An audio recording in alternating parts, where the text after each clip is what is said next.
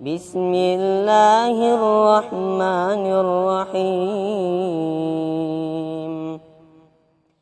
Assalamualaikum warahmatullahi wabarakatuh.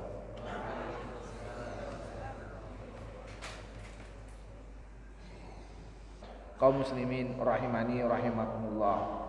Hudzaifah bin Yaman radhiyallahu an menyampaikan bahwasannya Rasulullah sallallahu alaihi wasallam pernah memberikan dua hadis. Hudzaifah berkata, salah satunya sudah aku lihat buktinya dan aku menunggu bukti yang lain dalam hadis yang kedua. Rasulullah sallallahu alaihi wasallam memberitahukan kepada kami bahwasannya amanah itu turun ke dalam hati para laki-laki. Kemudian mereka mengetahui Al-Quran, mengetahui sunnah. Kemudian Rasulullah SAW memberitahukan kepada kami tentang kisah diangkatnya amanah. Dia berkata, ada seseorang yang tidur sebentar, kemudian amanah itu diangkat dari hatinya, dan tidak tersisa tanda amanah dalam hatinya kecuali hanya seperti satu titik. Kemudian dia tidur dan amanah itu diangkat, maka tidak tersisa kecuali hanya seperti tanda yang melepuh, seperti bara api yang diratakan di atas kaki seseorang, kemudian kaki itu melepuh. Engkau melihat kakinya bengkak, akan tetapi tidak ada isinya di dalamnya. Maka manusia mereka bermuamalah jual beli, dan engkau tidak mendapatkan di antara mereka menunaikan amanah. Maka dikatakan dalam kabilah Bani Fulan ada orang yang amanah.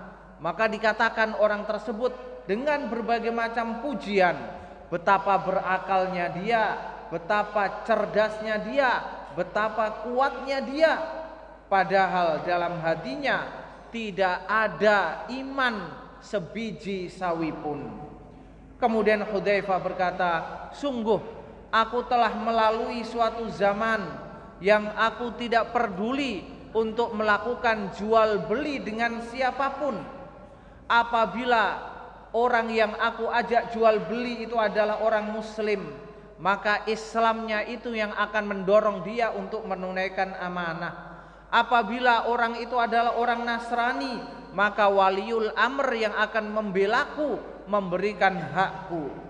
Adapun hari ini di zamannya Hudzaifah, aku tidak melakukan transaksi jual beli kecuali hanya dengan fulan dan fulan. Hudzaifah radhiyallahu an ini meninggal pada tahun 37 Hijriah, waktu yang sangat dekat dengan wafatnya Rasulullah sallallahu alaihi wasallam. Akan tapi tanda-tanda diangkatnya amanah mulai ada di zaman itu. Hadis di atas diriwayatkan oleh Bukhari. Kaum muslimin rahimani rahimakumullah, ketahuilah sesungguhnya amanah ini adalah salah satu keutamaan yang besar, sifat yang harus dimiliki oleh seorang muslim. Memiliki sifat amanah itu adalah kemuliaan, kehormatan, ketakwaan, dan tanda kesolehan. Amanah merupakan rahmat bagi seluruh makhluk yang ada di dunia, dan begitu besarnya masalah amanah hingga Allah Subhanahu wa taala menawarkan lebih dahulu kepada makhluk terbesar. Allah menyebutkan dalam Al-Qur'an, inna aradnal amanata 'alas samawati wal ard wal jibal. Kami telah menawarkan amanah itu kepada langit, bumi, dan gunung-gunung. Fa'abaina ayyahmilnaha, tapi mereka enggan untuk menerima amanah tersebut. Wa asfaqna minha, dan mereka khawatir tidak bisa menunaikan amanah. Wa hamalahal insan, ternyata diambil oleh manusia. Innahu kana zaluman jahula, padahal manusia itu adalah makhluk yang zalim, banyak berbuat zalim, jahula, dan banyak memiliki sifat jahil. Kaum muslimin rahimani rahimakumullah, Allah Subhanahu wa taala memerintahkan dalam Al-Qur'an pada beberapa ayat perintah untuk menunaikan amanah. Allah berkata, "Fal yu'addil ladzi tumina amanatahu wal yattaqillah." maka hendaklah dia menunaikan amanah yang dibebankan kepada dia, dan hendaklah bertakwa kepada Rabb-Nya, bertakwa kepada Allah sebagai Rabb-Nya. Kemudian dalam ayat yang lain Allah berkata, innallaha ya'murukum an tu'addul amanati ila ahliha. Sesungguhnya Allah memerintahkanmu agar menunaikan amanah itu kepada pemiliknya.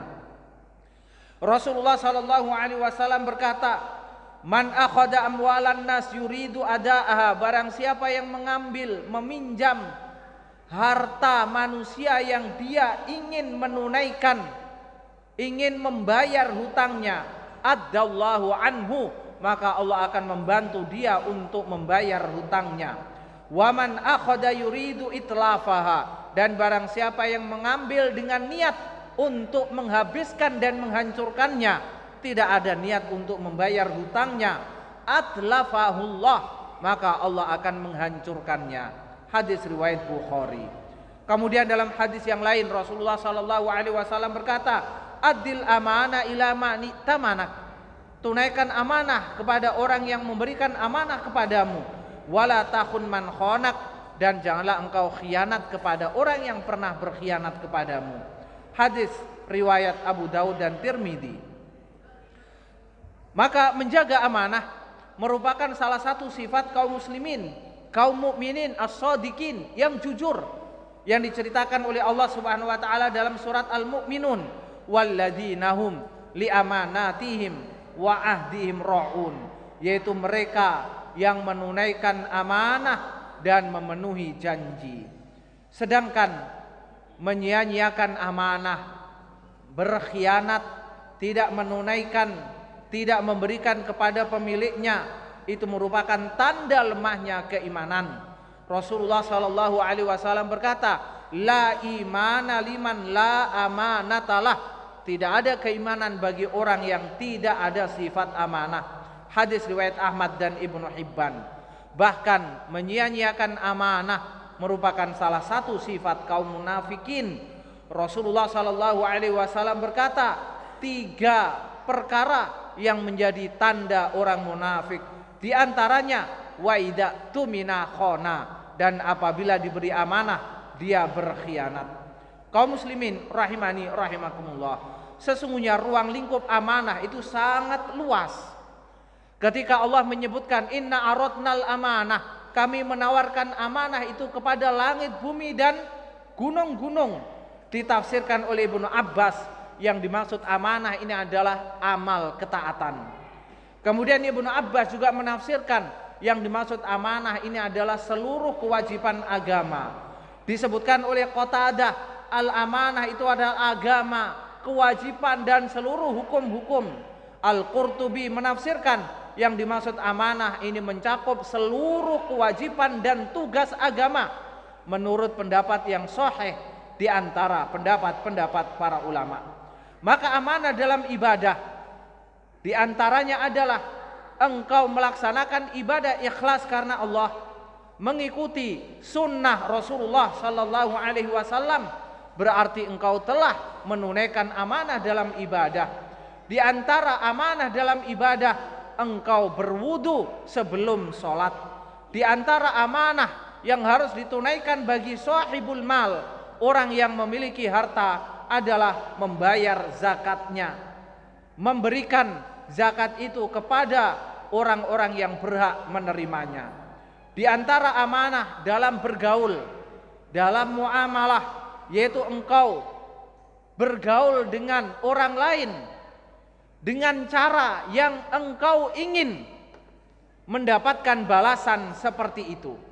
Seperti dalam hadis Rasulullah sallallahu alaihi wasallam, tidak beriman seseorang di antara kamu hingga dia mencintai apa yang dicintai seperti orang lain memperlakukan dia. Dia mencintai seperti apa yang dia mencintai untuk dirinya sendiri.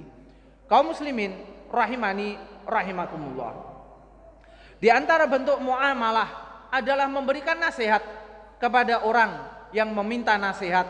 Rasulullah sallallahu alaihi wasallam berkata, al-mustashar mu'taman, Orang yang diajak musyawarah itu adalah orang yang diberi amanah.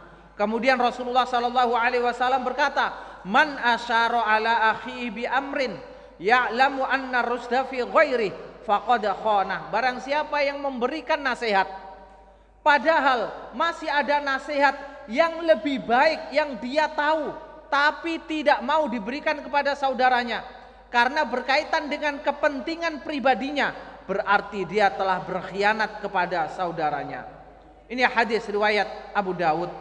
Kemudian di antara amanah secara umum adalah amanah dalam menjalankan tugas. Tugas yang dia diangkat menjadi guru, pegawai, dan segala tugas-tugas yang berkaitan dengan kepegawaian. Rasulullah sallallahu alaihi wasallam pernah diminta oleh Abu Dzar, "Ya Rasulullah, ala tastamiluni?" Wahai Rasulullah, kenapa engkau tidak mengangkat aku sebagai pegawai? Maka Rasulullah sallallahu alaihi wasallam memukul pundakku dengan tangannya. Rasulullah berkata, "Wahai Abu Dzar, engkau adalah orang yang lemah. Sesungguhnya tugas itu adalah amanah dan pada hari kiamat itu adalah kerugian dan penyesalan kecuali orang yang mengambil dan menunaikan haknya." Hadis riwayat Muslim.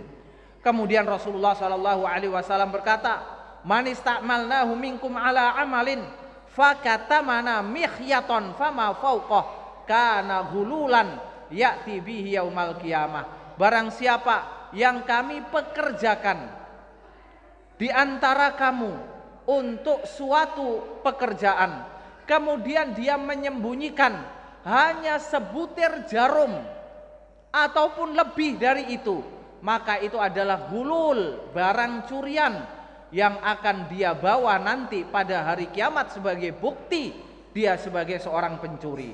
Hadis riwayat Muslim.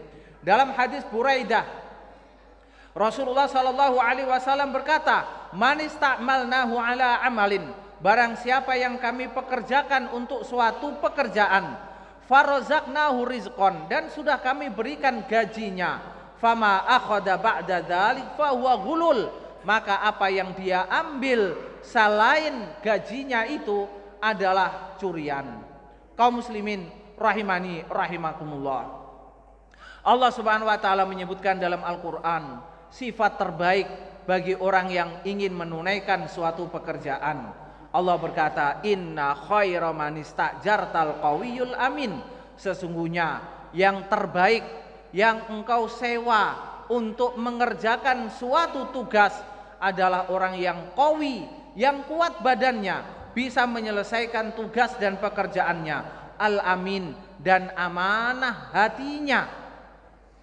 Bukan seperti orang yang dipuji di akhir zaman, dipuji karena kecerdasannya, dipuji karena kekuatan badannya, karena akalnya, akan tetapi mereka tidak memuji sedikit pun dalam agamanya. Maka Rasulullah sallallahu alaihi wasallam menyebutkan orang itu dipuji padahal dalam hatinya tidak ada keimanan sebiji sawi pun. Rasulullah sallallahu alaihi wasallam pernah berkata kepada penduduk Najran, "La ab'asanna ilaikum rajulan aminan haqqal amin." Aku akan mengirim kepadamu seseorang yang amanah, betul-betul amanah, terpercaya. Hadis riwayat Bukhari dan Muslim. Maka Hudzaifah berkata, manusia menunggu-nunggu siapa orang yang akan dikirim oleh Rasulullah sallallahu alaihi wasallam.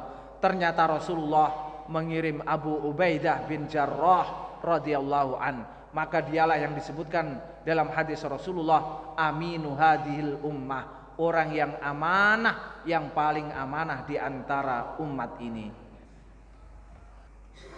Ma'asyiral muslimin rahimani rahimakumullah. Banyak kisah yang bisa kita ambil dari kisah-kisah umat terdahulu tentang sifat amanah mereka. Diceritakan dalam Sahih Bukhari dari hadisnya Abu Hurairah radhiyallahu an, bahwasannya ada seseorang yang ingin berhutang kepada temannya. Maka temannya berkata, "Datangkan saksi." Orang itu menjawab, "Cukuplah Allah sebagai saksi." Dia berkata, "Datangkan orang sebagai penjamin yang akan memberikan jaminan." Orang itu menjawab, "Allah lah sebagai jaminan, sebagai wakil di antara kita." Maka temannya berkata, engkau jujur, engkau benar. Maka dia menyerahkan uang 1.000 dinar. Tahukah Anda berapa itu 1.000 dinar? 1.000 dinar sekitar 4.250 juta. Maka orang itu pergi. Ketika waktu pembayaran, dia datang ke pantai mencari kendaraan perahu dan tidak mendapatkan apapun. Maka apa yang dia lakukan?